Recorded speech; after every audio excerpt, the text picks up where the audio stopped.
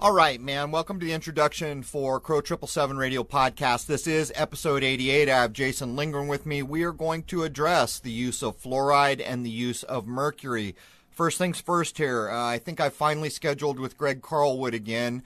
If possible, we will pre-record for that Higher Side Chat show today, possibly tomorrow. I'm waiting for an email back. Anyhow, thanks, Greg. Look forward to it. The first hour we cover just a ton of stuff about fluoride. People should be aware of this stuff. After all, fluoride is in a lot of places you don't really consider that it might be, and we cover these things. The truth is I'm recovering a bit from doing, two shows back to back and coming through the holiday, but by the time we get into the second hour, for my money, that's really quite a thing. A lot of people may be aware of the fluoride thing. I doubt many people are aware of the alchemical crossovers and the idea in the use of mercury. After all, anytime we see the word mercury, it's a key word, man. Even in the second hour where we begin to talk about the use of mercury in dental applications and amalgams, we're relating it to the alchemical crossover. In alchemy, the idea of mercury is prima materia. People could think about that maybe as the first substance. In other words, in alchemy, the idea is that everything starts there with mercury.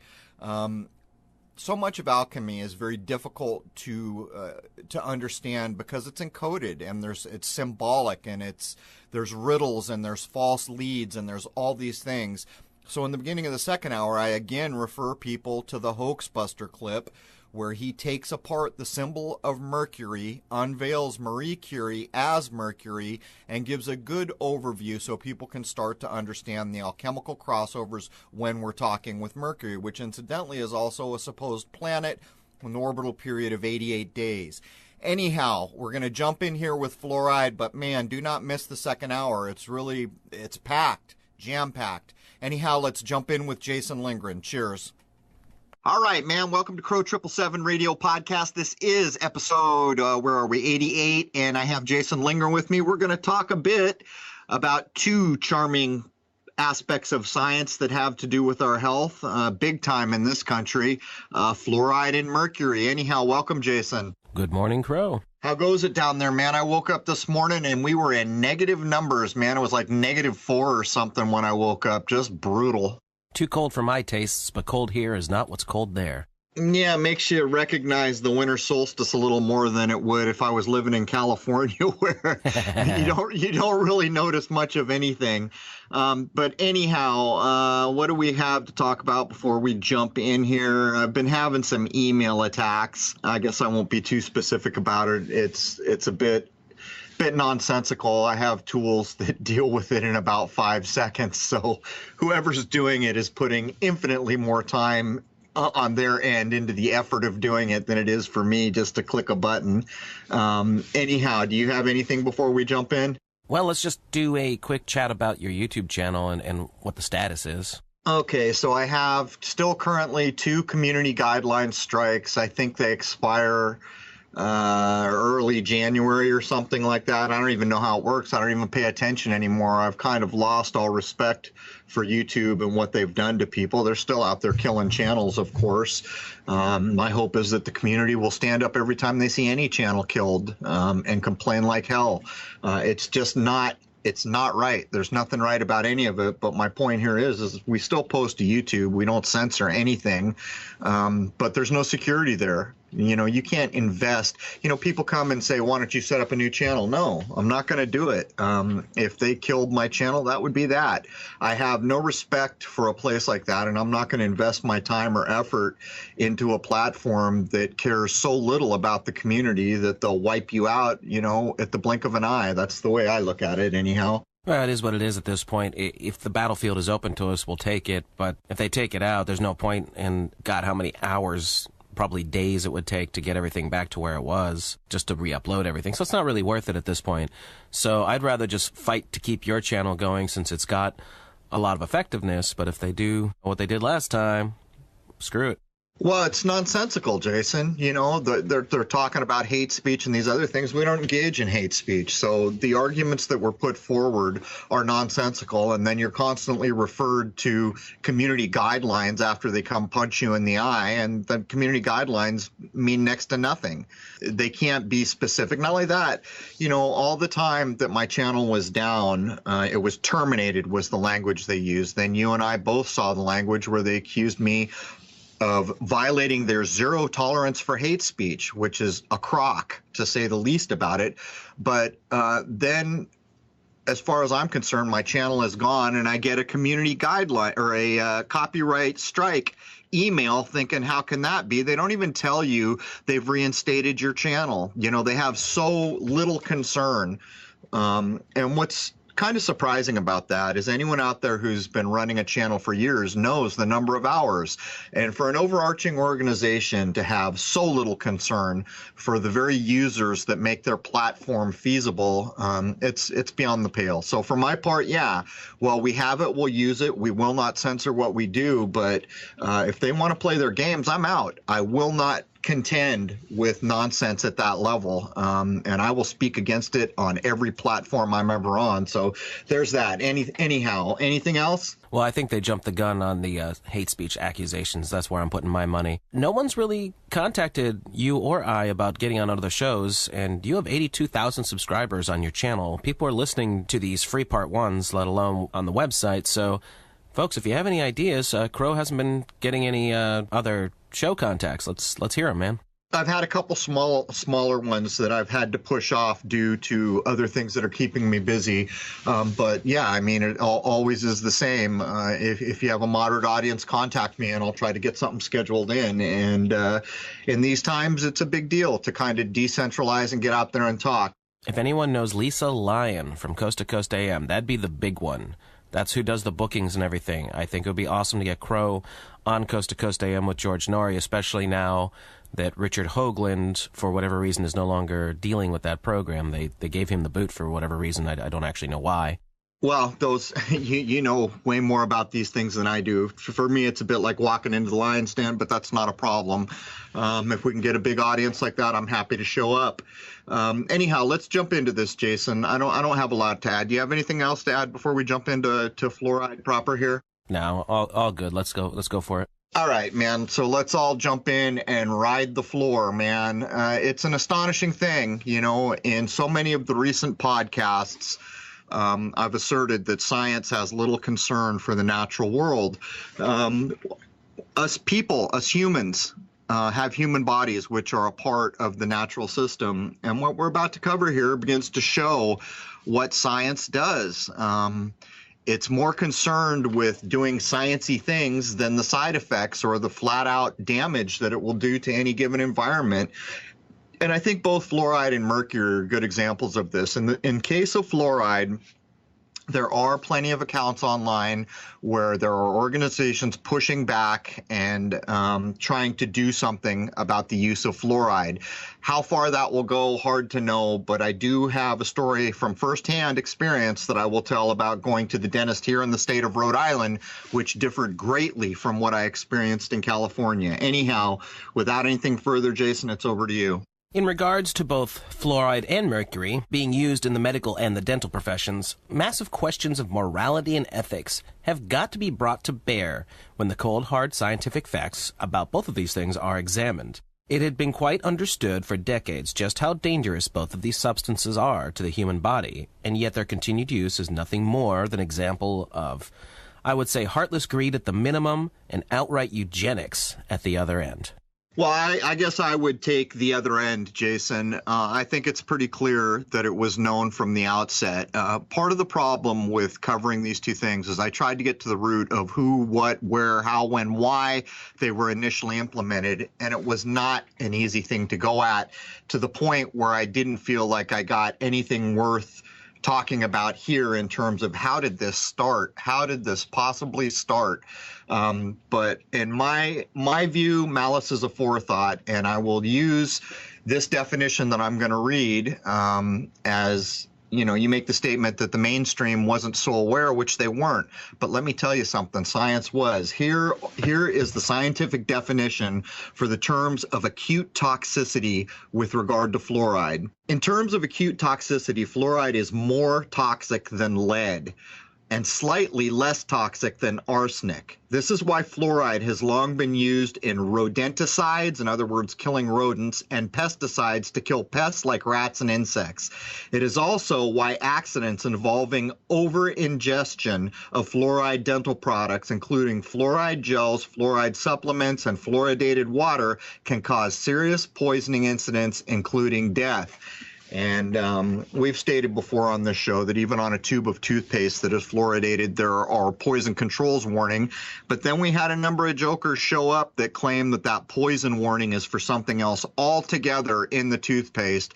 And I don't think it really matters which way you want to go with this. You've got children in this world brushing their teeth with a product that they're putting in their mouth that has a poison alert right there, as if it was a pack of cigarettes right on the container. Anyhow, Jason. Now, fluoride is used extensively in the public drinking water supplies, primarily in the United States, with the unsubstantiated claim that it helps prevent cavities by binding to tooth enamel, with approximately 2/3 of the U.S. having fluoride added at an average concentration of 1 part per million.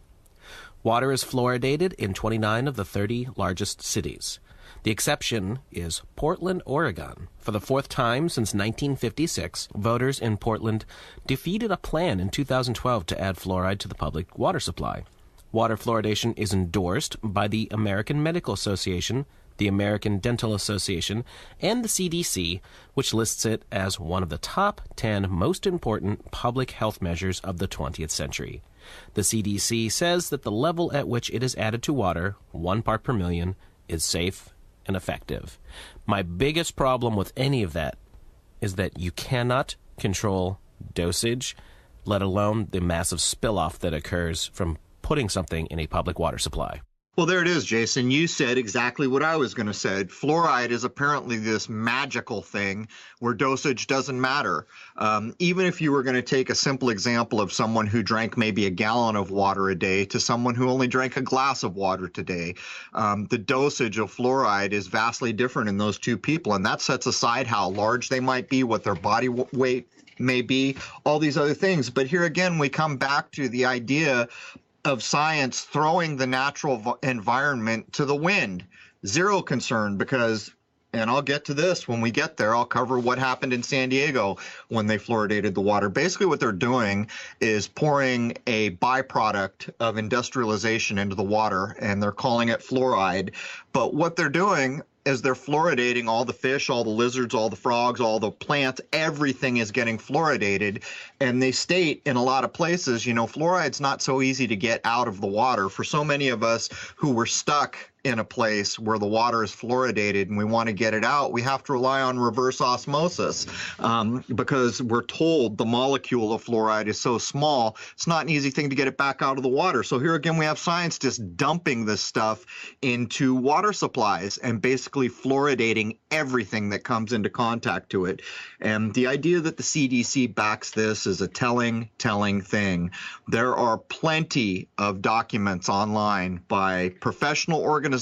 If the CDC wanted to say we only listen to doctors, there are plenty out there that are demonstrating what fluoride does. Anyhow, Jason.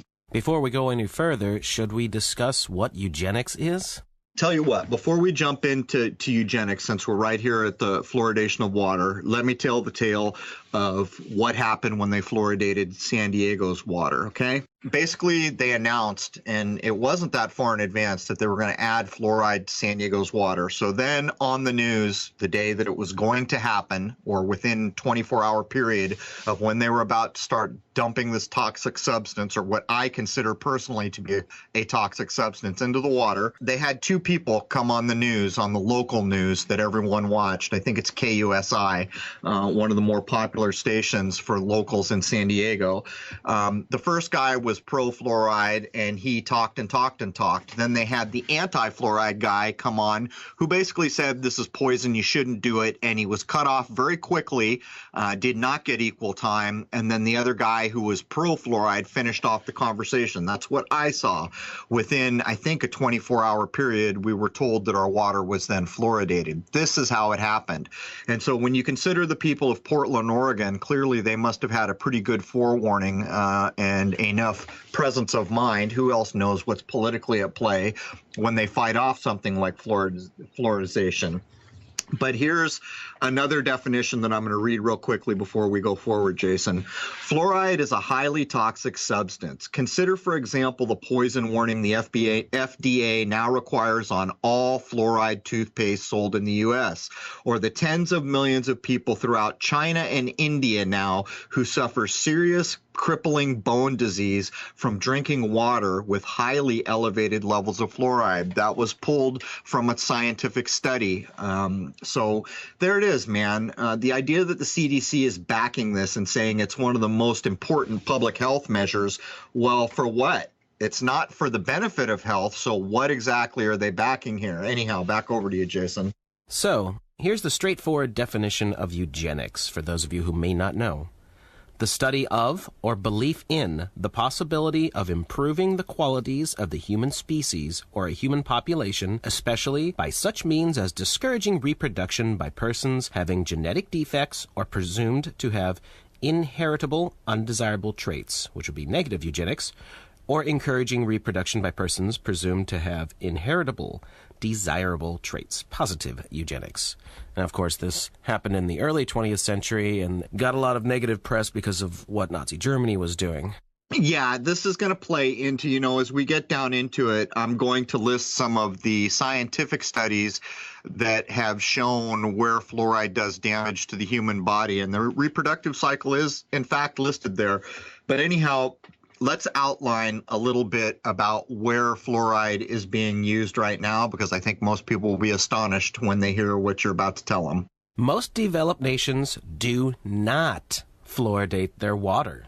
In Western Europe, for example, only 3% of the population consumes fluoridated water. While 25 countries have water fluoridation programs, 11 of these countries have less than 20% of their population consuming fluoridated water.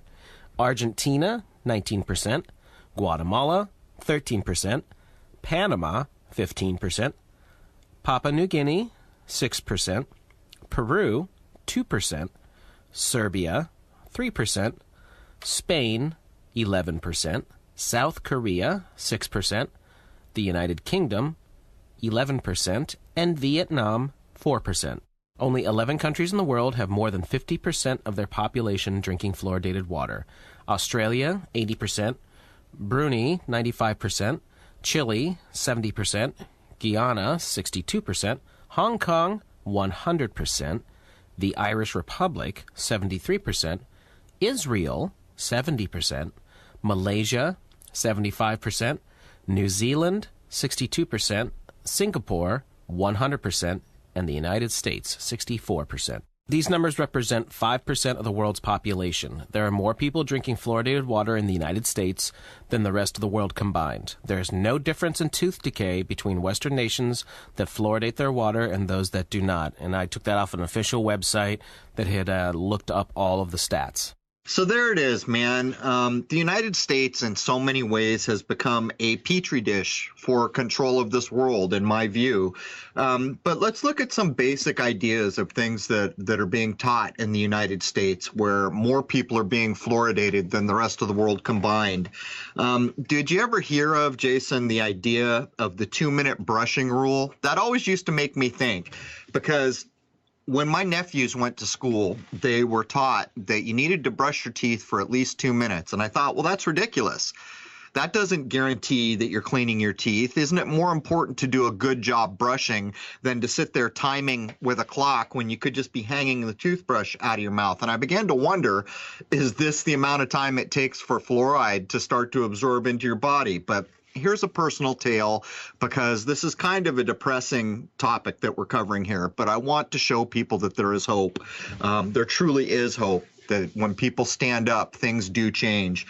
Here in Tiverton, Rhode Island, the first time I had to go to a dentist when I was here, I walked in the door, and the first thing I said when I sat down is the chair, do not fluoridate me. Do not put anything with fluoride in my mouth. Do not hand me a rinse with fluoride. I do not want fluoride in my body. And the lady said, okay. And I went, wow. And I said, okay, well, wait a minute here.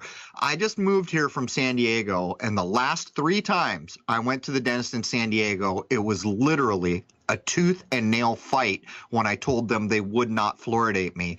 They said, what the hell is your problem? Get with the program here. Don't you understand why Americans have good teeth and all this other hullabaloo? And I finally said, don't care about any of it. This is my body. You will not be putting fluoride in. And on 2 of those occasions, at the end of procedure, I was handed a cup with a rinse, and I said, what's in this rinse? And they said, fluoride. So that's how it was going in San Diego. When I got to Rhode Island and the lady said, okay, I finally said, well, I've got to ask. When I told you I didn't want fluoride, you just took it, as, you said, okay, no big deal. I said, that's not what I've experienced. I said, do a lot of people walk in here and do that? And the dentist here in Rhode Island said, I would estimate that roughly 50% of all the people that walk in here tell us they want no fluoride whatsoever put in their mouth. So I wanted to include that just to show that when people stand up for what they think is correct, that's a pretty big number. 50% of people that go into the dentist that I use here, well, there it is. They're not getting fluoridated. Anyhow, back to you, Jason. And dentists aren't allowed to tell you anything about it. They are expected to go along with the program. Yeah, that's what, I tried to dig in to try to figure out how in the heck did this ever get started. There's all this talk that fluoride was a byproduct of, I forgot now, is it aluminum, Jason? Making aluminum, is that where we get the byproduct? Originally, yeah, but there's other things as well. Yeah, other things. I think one of the oldest accounts I was looking at is there's a byproduct of aluminum, and that somehow one of the corporation owners that was getting this byproduct wanted to sell the fluoride, and that was the story that was told for how someone finally said, oh, we could put it in the water, we could do all these things with it, but it's not a satisfying answer to what I was looking for. I'm just not sure at this point how either the use of mercury started or the use of fluoride. I did find accounts, but not to the point where I was willing to talk about them here. I felt like it wasn't enough, or that the source was not viable enough for me. Anyhow, Jason. Now, fluoride, in some form or another, because there are many ways that it manifests, is the main ingredient in rat poison and sarin nerve gas. Fluoxetine, one part of which is fluoride, is the main ingredient in Prozac and other antidepressants. These are facts, not conspiracy theories, so you can look them up too. But, to be fair, fluoride is made from the gas fluorine, which does not exist in nature in a free state. It combines with other elements to make fluoride components. Right. And anyone who goes out to research fluoride is going to find in a lot of places that the idea behind having many people in a population take it is that it calms them down. It kind of dumbs them down to a point where they're not going to ever stand against anything. That's the prevailing thoughts that I saw online. But anyhow, I thought I'd take this opportunity to go down some of the scientifically proven, and these are proven, why is the CDC backing it when I can find all these organizations of scientific places that tell us what fluoride is doing to different parts of our body? Apparently, according to scientific sources, fluoride contributes to arthritis, bone fracture, brain effects, cancer, cardiovascular disease, diabetes, endocrine disruption, gastrointestinal effects, hypersensitivity, kidney disease. And I would point out here, I have never lived a time in my life when I've seen so many people suffering from kidney disease, male infertility, pineal gland. We'll probably get into this a lot more as there is, as of Jason, I didn't write it out. It's either 2001 or 2000. I think it's 2001. Science basically proved that some of the highest concentrations of fluoride are found in the pineal gland, that it calcifies the pineal gland being in the center of your brain between the 2 hemispheres and contributing to things like melatonin, which regulate your sleep or circadian cycle. And to finish this off, skeletal fluorosis and thyroid disease, and of course, acute toxicity. So these are all known side effects of toxic fluoride ingestion or ingesting enough fluoride to become toxic that are basically outlined by scientific organizations. These are not conspiracy theorist websites. Back to you, Jason. Well, I've got an even more extensive list that I took and compiled together from several places. Fluoride poisoning symptoms: arthritis, stiff, painful joints with or without swelling, painful feet in the morning. Asthma, especially after showering in chlorine-filtered water. Bony, painful lumps where tendons and ligaments attach to bones. Calcifications of connective tissue on X-ray, especially with pain and reduced range of motion. Chronic fatigue syndrome, especially if it persists when you spend time in a non-fluoridated city or switch to distilled water for drinking and cooking. Cold temperature below normal, feeling cold all the time, feeling cold soon after a hot bath or shower. Colic in bottle-fed babies or colic developing when breastfed babies start solids or are weaned. Dental fluorosis, and this is a big one you see, which is white or brown spots on the teeth. Diabetes, worsening symptoms. Diabetes insipidus, which is a kidney ailment. Excessive thirst, increased water consumption that does not relieve thirst. Dry throat and irritated eyes, and frequent dilute urine, especially at night, with normal blood sugar findings. Eyes, moving black spots. Fatigue, weakness, and brain fog after bathing or showering in chlorine-filtered water. Similar symptoms can occur from chlorine sensitivity. Fibromyalgia, severe muscle weakness and or pain with extremely sore spots on various bony areas. Food intolerances that seem to come and go. Gastrointestinal problems, irritable bowel, nausea, diarrhea without apparent cause, heartburn, and upper bowel pain, especially after drinking a full glass of water. Gum disease, irritated or bleeding gums despite good hygiene and diet. Gums heal when you use non-fluoridated toothpaste. Heart palpitations and increased heart rate without exertion. Kidney disease, worsening symptoms, or even kidney stones. Skin problems, hives, blisters, rash on stomach or back within an hour of drinking fluoridated water or after bathing or showering in chlorine-filtered water. Tea drinking causes upset stomach, gastric pain, heart palpitations, or the jitters, similar to strong coffee. Teeth, loosening or needing to be extracted despite good hygiene and diet. Thyroid diseases, underactive, which is hypothyroid, overactive, which is hyperthyroid or Graves' disease, goiter, and nodules. And as you mentioned, that didn't get put on this list, calcification of the pineal gland, which is just horrible. Right. And, for so many people listening, and by the way, Jason, before we move on, we should point out that everything you just read here, these are from science and medical sources. These are not from conspiracy websites. This is from actual people in medical fields who are documenting the effects of fluoride. Well, I took that off of Poison Control Center's websites. That's where I got that from. Well, there you have it. So, don't pay attention to what the left hand's doing. The CDC supports fluoridation as one of the most important health concerns in the modern age. And yet here they list all these things with their very same website. I mean, common sense has left the building. But anyhow, to shift over to the pineal gland, there are a lot of people in the world who feel like the pineal gland is critically important in the spiritual development for people to become higher human beings. I'm not going to make the argument either way. In terms of spiritual things, I don't talk a lot about it on this website. People have their own religious point of views, their own spiritual path. They have to figure these things out for themselves. I'm mentioning this because, in fact, I would estimate a huge portion of a spiritually based or a spiritually concerned community are convinced that a healthy functioning pineal gland is key in being able to become a higher human being. And it is well documented that since I think it's 2001, there was a female scientist, I've forgotten her name, sorry about that, who discovered that some of the highest concentrations of fluoride would occur at the pineal gland and cause calcification of said gland. Anyhow, back to you, Jason. People could also be fluoride intolerant. Toxicity, illness, or pain reactions from non-histamine response, or fluoride allergic, a histamine response from birth or from exposure and accumulation, which is acquired. They are the same problem with different routes of expression. Again, from poison control websites. Fluoride was originally being scientifically studied regarding bones and teeth in the 1800s, but no conclusive evidence was ever directly found regarding its exact percentage contained within the human body. Most of the time, it seems to be less than 2%, especially since the methods being used at the time very well could have been adding amounts of fluoride to the final results.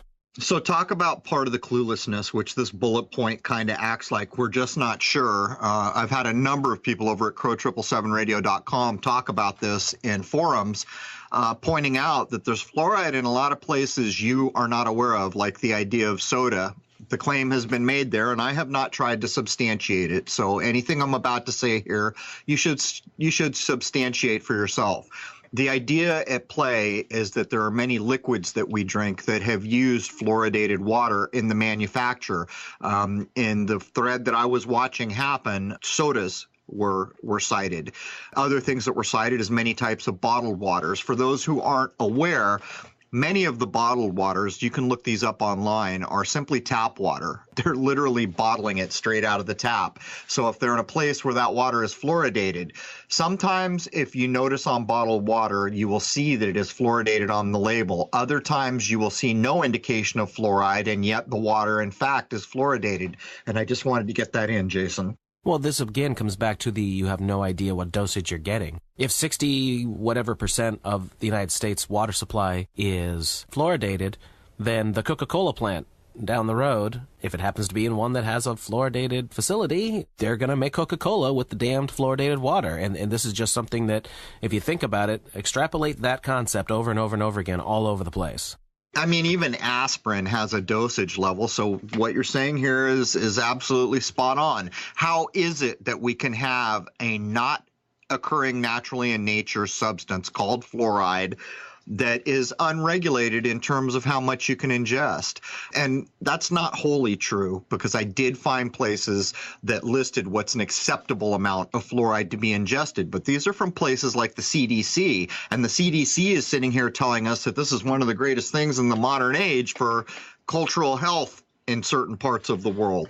And at the same time, on their very website, they tell you all the toxicity problems that are associated with fluoride. But in what world is there a substance put into things that everyone consumes where there is no dosage concern? Apparently, fluoride is that, whatever the hell you want to call it, that substance. I'll get to this later, but fluoride definitely has a massive effect on the thinking capabilities of an individual. And the more you get in you, the more it's going to affect you. And why do I say that? Because it's used in SSRIs. I agree with you, Jason. I'm in a place now where I ingest zero fluoride. The problem in San Diego is we were filtering our water so that we didn't drink it, but we had to shower. And from many accounts that you can read, you are basically absorbing fluoride into your skin. And not only that, the water was chlorinated there. I'm free from all that stuff here. And when my nephew had first come out here with me, we both noticed one thing immediately, that we had to cut our fingernails way more than we did when we were in San Diego. And he attributed it to the water, as I already had. So there's that to consider. But one thing I noticed is the longer I had been here, I felt like my mental acuity had been sharpening. And these are hard things to attribute. I can't say 100% it's because I'm not ingesting any fluoride, but I mean, come on, I'm here not ingesting any fluoride, and I am detecting this experience. So while it's hard to prove emphatically, I'll put it out there for thought. Well, I can only say that I only drink non-fluoridated water. I only drink reverse osmosis water. I usually leave gallons in my car, and if I go to a restaurant, I will take the bottle in with me and not consume anything from the restaurant. I do that quite often. So unless it's in coffee or something I happen to get while I'm out, I try my damnedest not to consume it. And I can tell you that my fingernails need to be filed every couple of days. They grow very, very fast. Right. I noticed also that my hair was similar and that my nails seemed to be harder. But there's this as well, Jason. There's a lot of people who talk about the effects of reverse osmosis as pulling everything out of the water. So it's bad enough that we're trying to get this thing called fluoride out, but actually along the way, we're pulling out any minerals or anything else that might be in the water. A lot of people kind of equate it to like empty calories. Yeah, you're getting your water, but now there's nothing left of benefit in the water. I don't know how true that is, but I do see a lot of people talking about taking cell salts, which are naturally occurring salts and minerals. To put this into context for people, I think you could equate it with how a plant pulls nutrients out of the ground. Maybe that's a good way to equate what cell salts are. But anyhow, a lot of people recommend that you take things like cell salts and add it to your water. Anyhow, there's that. And again, people have to verify all this information for themselves. I'm not suggesting these are things you should do. I'm putting out what our research led us to. Well, from what I have uncovered and the reason why I drink reverse osmosis water, from what I understand, reverse osmosis leaves a little bit of mineral content, but distilled water gets literally everything out. It's just water, and that, from what I understand, is not the healthiest to drink every day because it will strip out your body. So it's good for at certain times if you're trying to detoxify from something, but don't drink that every day. Drink reverse osmosis if indeed you have fluoridated water in your area. That's what my research has led me to, but I agree, do your own homework. Right. I can remember as a child, my father telling me, we'd go to the store. That was back in the day when my mother was still using an iron that required distilled water to do the steam thing. And I remember on many occasions, my father telling me as we picked up the distilled water in the grocery store, this isn't for drinking. Can't tell you much more about it, but anyhow, back to you. Let's just throw out a quick definition here on the American Dental Association, which is an American professional association established in 1859, which has more than 155,000 members. Based in the American Dental Association building in the near north side of Chicago, the ADA is the world's largest and oldest national dental association and promotes good oral health to the public while representing the dental profession. That's their official definition. But I have this to say about them. The ADA promotes the daily use of both fluoride and mercury in the form of fillings. See, this is the crux of the modern day science-based culture that we live in. Here's a place that is promoting good oral health and all these other things, and yet they're promoting the use of fluoride, which is well documented as something we probably shouldn't be ingesting. But when it comes to mercury, there's no argument. Mercury is poison. The type of mercury, which we will get into in the second part, that they use is elemental mercury, which is the most toxic. There is no argument in my mind that will ever be reasonable that allows a poison that's going to create vapors you inhale to be put into your mouth. But anyhow, I don't want to track too far over to mercury. That will be the second part of the program. Back over to you, Jason. Fluoride is a key part of aluminum manufacturing, as well as steel manufacturing, making high-octane gasoline, and fertilizer production. The fluoride that is dumped in the water supply is primarily an industrial waste byproduct, hydrofluorosilicic acid, and not some magic pharmaceutical-grade substance. Shit, I don't even know what to say here, Jason. I say it all the time. Science has no regard for nature, for our natural world. Not only are they fluoridating people, human beings, which is bad enough, but every fish, every frog, every lizard, every coyote, every bird, everything that is relying on these water supplies that are out in the natural world somewhere are having this byproduct of basically industrial manufacturing. It's beyond the pale, Jason, isn't it? It really is beyond the pale. You can make any argument you want, but when you boil it down to what's going on here, they're taking an industrial byproduct and dumping it in the water. Now here's a little bit of fun history for you. In 1924, IG Farben, a German chemical manufacturing company, began receiving loans from American bankers, which led to the creation of the IG Farben cartel. In 1928, Henry Ford, an American Standard Oil Company, which is, of course, the Rockefellers, merged their assets with IG Farben, and by the early 1930s, there were more than 100 American corporations which had subsidiaries and cooperative understandings with Germany. The IG Farben assets in America were controlled by a holding company called American IG Farben, which listed the following on its board of directors: Edsel Ford, president of the Ford Motor Company; Chaz E. Mitchell, president of Rockefeller's National City Bank of New York, Walter Teagle, president of Standard Oil New York, Paul Warburg, chairman of the Federal Reserve and brother of Max Warburg, financier of Germany's war effort, Hermann Metz, a director of the Bank of Manhattan, controlled by the Warburgs, and a number of other members, 3 of which were tried and convicted as German war criminals for their crimes against humanity involving World War II and Nazi Germany. In 1939, under the Alted Agreement, the American Aluminum Company, Alcoa, then the world's largest producer of sodium fluoride, and the Dow Chemical Company transferred its technology to Germany. Colgate, Kellogg, DuPont, and many other companies eventually signed cartel agreements with IG Farben, creating a powerful lobby group who became known as the Fluoride Mafia. So it looks to me, Jason, that you're coming as close as we can come to the, how, when, why of this. I went at it a bunch of ways, but this bullet point that you have outlined here really begins to show that we're looking at the banksters, the car companies, the Federal Reserve, the oil companies as the people who started what's being called the fluoride mafia. It's quite a thing, Jason. It's quite a thing. And this tells us something about the CDC, doesn't it?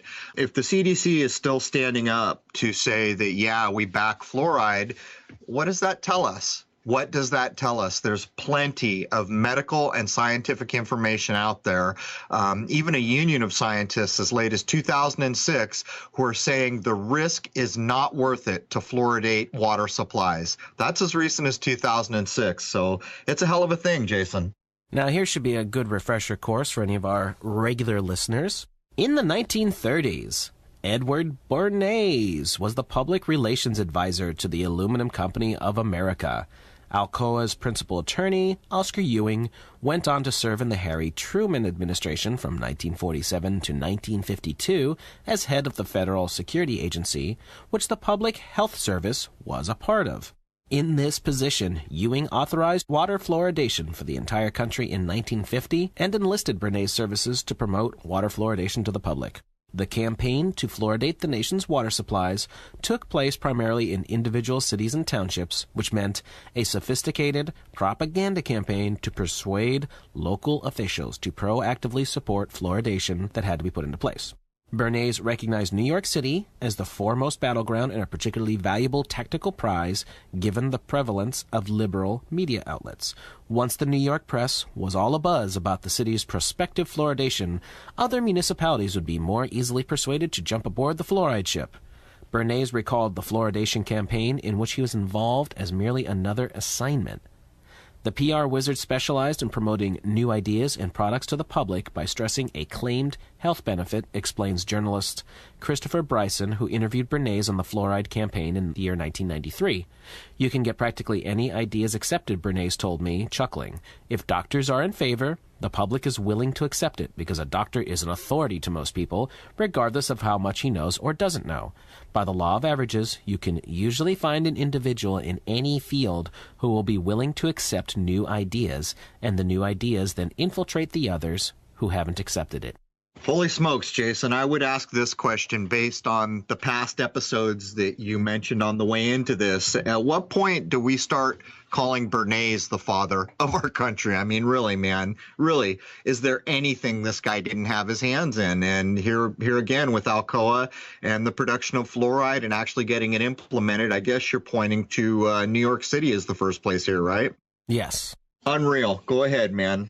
Bernays reminds me of Palpatine from Star Wars, manipulating things behind the scenes and putting all the pieces in place to screw everything up. Yeah, I don't understand, how we get people like this, how they just have zero concern for their fellow man and fellow woman. He's saying this is just another campaign. That's all it is to me. It's unreal. It's almost like these people are never going to have kids or relatives or people they care about. I mean, it's unreal when you look at what's gone on here.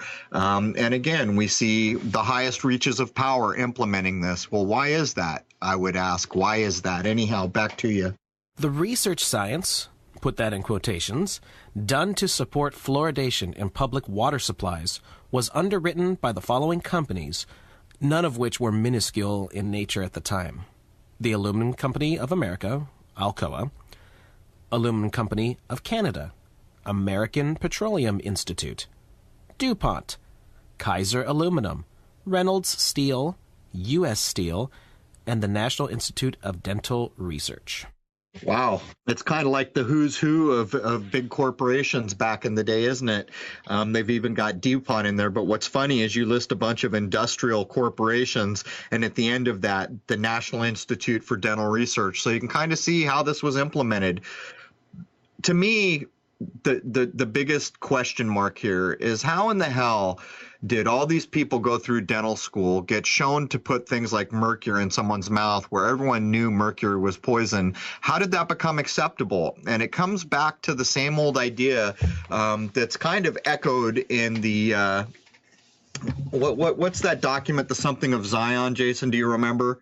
The Protocols of Zion? Yeah, the Protocols of Zion, where there's a statement being made where you can hand these people, the most learned among them, all these things, and they'll become so invested in the ideas, they will never test to see if there's actual valid reasons for using them. That's what's being echoed here in my mind, is the most educated among us being trained into basically putting poisons into their fellow man and fellow woman and being okay with it. It's stunning. It's just stunning. Well, looking at that list, all I have to say about that is, cui bono? Whose benefit would this have in the first place? Why on earth would any of these companies fund the research? Because they were making the shit, that's why, and they wanted to get rid of it, because it was a leftover toxic product that they would have had to spend $1 zillion to deal with, unless they found something to do with it. Every place you just listed is making the byproduct fluoride, except for the one that's last in the list, but that's where it gets implemented, the National Institute of Dental Research, where they're going to insert the idea that fluoride is good for your teeth. But anyhow, man, let's keep trudging down this mucky trail. Now, one of the things I've heard a lot is that Nazi Germany and also the Communist Soviet Union would dump fluoride into concentration camp water to make the prisoners docile. I tried for a while last night while finishing up my notes to see if there was any direct evidence of that, and I couldn't find it. So I want to be honest about that. That's one of those things that maybe it is a myth or a conspiracy theory or whatever you want to call it. However, I have this to say about it. Fluoride is, in one of its forms, massively used in antidepressants and SSRIs and all that. So if it has an effect on the brain, whether or not it was used back in the 20th century is irrelevant, because it does, in fact, have an effect on the brain. It will make people docile. Right. I think we can demonstrate it because it does show up in things like Prozac. And so I think it's scientifically documented that it will make populations or the users of certain drugs that contain these things docile. For my money, Jason, the whole online idea that it was used in Germany and the Soviet Union concentration camps, I think that's confusion being added into things. I really do. And of course, you know where I stand. I think this is another thing we're going to need to challenge, the idea of what actually went down with regard to concentration camps. I have it on our docket that we will go back at some point and challenge these things, look at them. But for my money, I looked too before we did this episode, and I didn't find anything that was more than internet conspiracy trying to attach fluoride to the idea of concentration camps. But like you say, it doesn't matter. We know damn well that the antidepressants they're pushing out the door so readily in the modern era contain fluoride, and the byproduct of that is docile people. There are various articles floating around the internet discussing that large amounts of fluoride were used for the manufacture of weapons-grade uranium and plutonium for the A-bomb during the Manhattan Project. These articles state that the fluoride was the major health risk factor during this time, and that they intentionally skewed evidence that low levels of fluoride exposure was safe for humans as opposed to being incredibly toxic. So everyone here listening probably knows my view of nukes. They don't exist. Nuclear weapons do not exist in the way they've been described to you. So when I begin to see fluoride mixed up in the whole tale of the Manhattan Project and the supposed making of a nuclear weapon that could destroy the world, I think, again, you're just looking at confusion and conspiracy being piled into a thing to muddy up the waters in case people like Jason and I may come along later and say, hey, guess what? yet, folks. Look at all this scientific documentation that says fluoride is not good for you. And by the way, look that the CDC is still pushing it out. And by the way, look at the ADA and the dental associations are still backing the use of what's basically a toxin. For my money, this bullet point is nonsense piled on nonsense, Jason. Well, it doesn't matter. We know that fluoride is toxic. That's right. That's the straight. It doesn't matter where it came from or who said what way back 100 years ago. We know that it's toxic. There's absolutely no doubt of that. So what else is there? People can throw out crazy conspiracies and attach it to other nonsense, but it's really irrelevant. Right. I think it's the idea of just always introducing confusion and misinformation that helps protect the initial nonsense that's going on. In other words, when people begin to wake up that there's this ill-conceived thing in society that they want to do something about, quite often what we find is this kind of a tactic where they start to mix it into nonsensical things or bigger overarching ideas, and then they attach it to the kind of conspiracy mindset so that it's more easily fended off when people come to bear demanding that they're treated in a better way, basically. Right, and I think that's an easy way for them to muddy the waters. If you're trying to get just straightforward facts, which is what I'm going for. I don't care about a whole bunch of nonsense conspiracy theories or what other people have said. I try not to do the same old on this program. I try to just get facts, present them in a logical order, and make a basis of judgment from that, which I believe is what you do as well. And then we discuss the topics and make postulations off of those facts. So the bottom line is, no matter where this information may or may not have come from, we know from official government sources that fluoride is bad for you. So it doesn't matter what else they say. We already know this. It's a toxic substance. Right. It's stunning. Any individual can go online and within about 10 minutes can have determined from actual medical studies that fluoride is bad for you. And yet the overarching organizations in the United States, in this very strange place we call the United States, places like the CDC and the people who rule over dentists in this country are still pushing the use of it. And it goes to show you where we are here in the modern age. Again, 10 minutes. Take you all of 10 minutes to find why fluoride is bad, and yet the overarching organizations are still pushing the usage of this toxic substance into our bodies. Anyhow, back to you.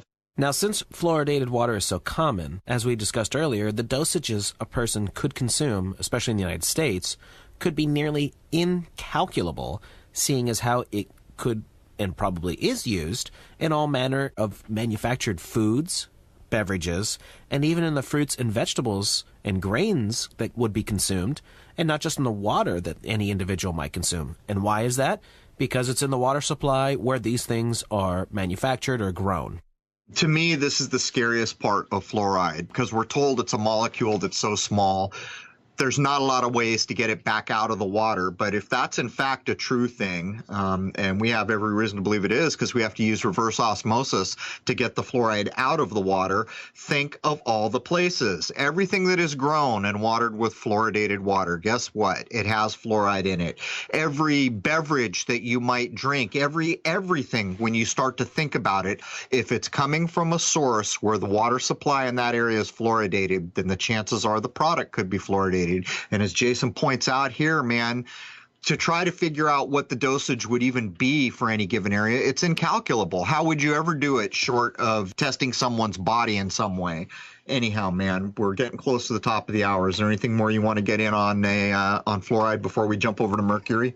Well, there's two other things here. Most of the studies that I saw had massive implications that any benefits, if there are any from fluoride, would be topical, meaning applied directly to the teeth, not ingested.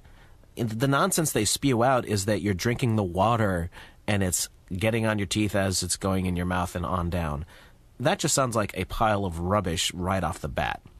The second thing I want to point out is, since 1997, the FDA requires all fluoride toothpaste sold in the United States to carry the following warning. Warning! Keep out of reach of children under 6 years of age. If you accidentally swallow more than used for brushing, seek professional help or call a poison control center immediately. Yeah, so call the CDC, who's backing the use of fluoride. But as we close out hour one on fluoride and prep up to get into hour two, mercury, which is, my word, mercury is a hell of a thing to be putting into people's bodies. But when I was a child, we used to leave San Diego and for the summertime, because my father was a college professor, come to the East Coast. And my dentist at the time, he was a German man, I remember him well, would send my mother to the East Coast with these little minty flavored pills that were fluoride, which we were supposed to take one a day. And while we didn't, there were many of, we didn't use it regularly, and pretty soon it just got forgotten about and nobody did it. There were plenty of times when I remember, as being a young child, being handed that fluoride tablet to take. Anyhow, Jason, anything you want to sum up on fluoride before we jump over and prep for the second hour to cover mercury? I also remember some sort of fluoride chews or tablets or something they gave out in kits when I was in grade school. And I remember I tried it once, and it made me very sick to my stomach. And no one else in my family tried to push it on me, so I just didn't take them after that. So that tells you everything right there, I think. Well, luckily, when I was young, I'd leave the house in the morning and I'd come back when it was dark. I'd be out on boats or swimming or hiking or doing something all day. So, I can't remember exactly how much of that stuff I took. But, just in closing here, what a crazy, crazy thing. We can all look up online why fluoride is a toxic substance we shouldn't be ingesting.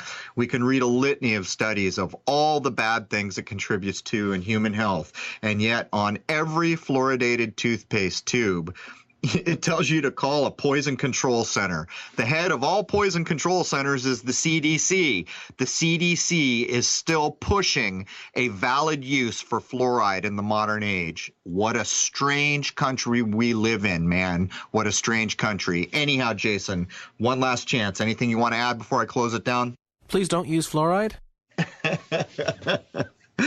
And while these are only the points of views and the opinions of the makers of this radio show, but I think it's good advice, Jason. But every person, in fact, has to go find out if the things we've said here have value. They should challenge everything we've said.